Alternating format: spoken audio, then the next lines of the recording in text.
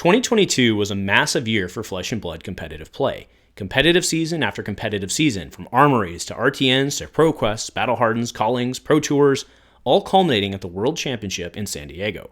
The Classic Constructed format saw its first Living Legend Ascension, followed by 2 more heroes later in the year. Today, we're covering the best performing heroes of 2022 and looking forward to 2023. A huge shout out to our channel members for supporting what we do here. If you want to get involved with the channel and the Dice Commando community, please consider joining as a channel member. Remember, these videos are only possible with your support. You can show that support with a like, a subscribe, and by leaving us a comment and sharing your feedback. Community first, and go Commando. Hello there, Flesh and Blood folks, and welcome to Dice Commando and Go Again, a fabulous cast.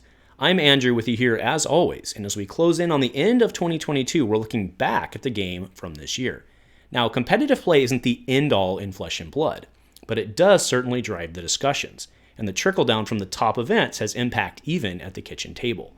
From being a relatively narrow and Starvo-dominated Classic Constructed meta for the first half of the year, to evolving into one of the most open and healthy metas the game has ever seen, this year was nothing short of a wild ride for the CC format. Out of all of that, 5.5 heroes demonstrated dominance in the Classic Constructed format during 2022. Those heroes combined to bring home 76% of this year's Living Legend points. Today we're looking at the top performing heroes in the Classic Constructed format from this last year, and then we'll chat a bit about what we may be expecting in early 2023. Bravo, star of the show, affectionately known across the community as Starvo, was the biggest winner of 2022. Starvo took home 1,582 points this year, which was an even more impressive feat considering that it only took him a portion of the year to do it. Entering the scene with a bang in Everfest, Starvo quickly became the single most dominant hero in the CC format. What's more is that he set the stage for some of the other top performers to succeed, being without question the largest meta-shaping hero of the year. Starvo also triggered the most single impactful ban we've ever seen in Flesh and Blood, Autumn's Touch, which was still not enough to keep him off the LL board. In many respects, Starvo really helped to define for this relatively young game what power levels and playstyles that the player base was willing to accept. Prism has always been a fan favorite, but it was not until this year that she really started to impact the top tables. A hero who only had 178 points to close out 2021, she finished 22 in Living Legend status. Everfest was very good to Prism in a couple of ways. While she did get some very impactful tools in Everfest, it was her very favored matchup into Starvo and Guardians that helped her bring home 920 points during this year to put her into second place. Moving past the 1,000 mark in the early fall, Prism had LL'd in CC prior to the final competitive seasons of the year. This opened up the way for several other heroes that were held off by this hero alone. Her LL rotation was perhaps the most divisive one of the community. Her fanboys cried and lamented whilst the rest of the community danced in the streets. In third place for 2022 is Chane, the evil Shadow Runeblade.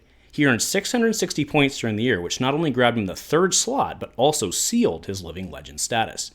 As one of the strongest heroes in 2021, Chane hadn't made much impact after he took several impactful bans, namely Seeds of Agony. With the release of some very disgusting Runeblade tools in Everfest, combined with his ability to pack Rosetta Thorn, Chane was able to regain momentum and reach the finish line.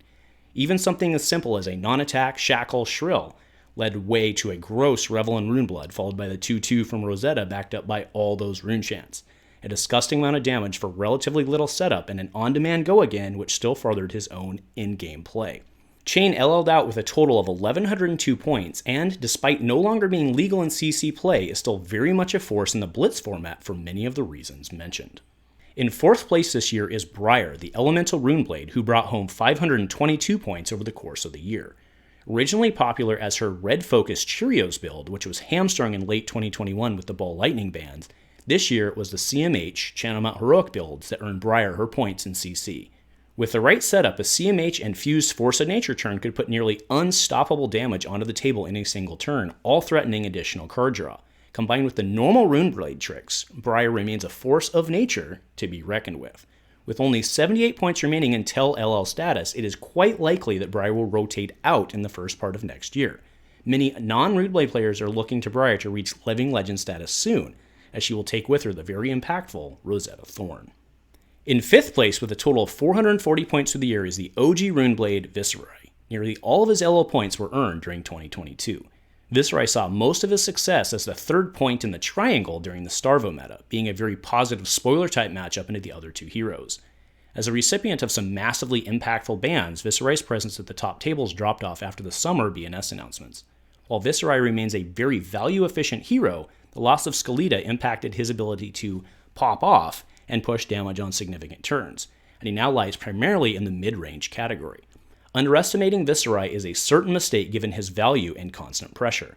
At only 452 total LL points, Viserai will be around for at least the next few metas. Now, in the intro, I also mentioned 5.5 heroes, and that's because it would be irresponsible to not give attention to Iyslander. While Iyslander only earned 392 points this year, she did so in a fraction of the time as most of our other heroes. Uprising's July 1st release date brought Iyslander into the classic constructive format with a vengeance. During this 5 to 6 month period, depending on how you look at it with the timing of the competitive seasons, she earned all of her 392 points. This puts her in 6th place for the year, but compared to many heroes that were there for the entire time.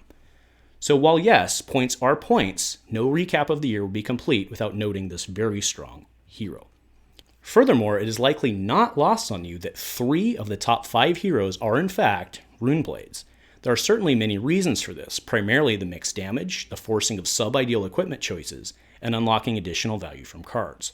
I actually discussed much of the Runeblade advantage in my old video from last year. Give it a watch if you're curious on my arguments. But on top of all of this comes, yes, Rosetta Thorn, the hands-down obvious choice for 99.9% of Runeblade builds. It will be very interesting to see how this class changes in relative strength as that weapon rotates, whenever that may be. Looking into 2023, it's pretty fair to say that right now all eyes are on Iyslander. Her success closing out 2022, not to mention being the world champion deck, make it the easy favorite headed into January's ProQuest season. Michael Hamilton's innovative Bolander build makes Iyslander a real threat, being able to essentially threaten 2 turns worth of damage to her opponent's 1. That said, the build is anything but simple to play, so it'll be interesting to see how it converts to the player base at large. Oldhim is also a hero to watch closely. I believe the reason he didn't do better in 2022 was due to a double whammy: the rise of Starvo, who was in most aspects just simply better, as well as the rise of Prism as a counter to Starvo, who was a very negative matchup for old cranky grandpa. Let's of course not forget about Briar, who's close to being LL'd. If she's able to achieve LL status in the first part of the year, it will also remove Rosetta Thorn, which will have ripple effects on the entire meta as a whole. Near the end of the year, Rhinar was making waves as a decent meta call, strong into the field, and with some crazy good toys picked up in Dynasty, also looks to be a decent call headed into ProQuest season. 2023 may possibly be the time of Rhinar. And then there's, as always, flexible and fun Dash, often a top 8 contender and always decent into a wide field, but who also picked up some fantastic tools in Dynasty, so we'll see how she fares in the coming year. And of course, there's the drop of Outsiders due out in March, which will have certain impacts as well. Will Arachne get the last support he needs to be a threat? Will a new Azalea find her way to the top tables? Who knows, but it's something we're all looking forward to. With 2022's success, it's certain that 2023 will be just as exciting of a year for Flesh and Blood competitive play. I'll see you on the tables. Thanks for joining, and go Commando.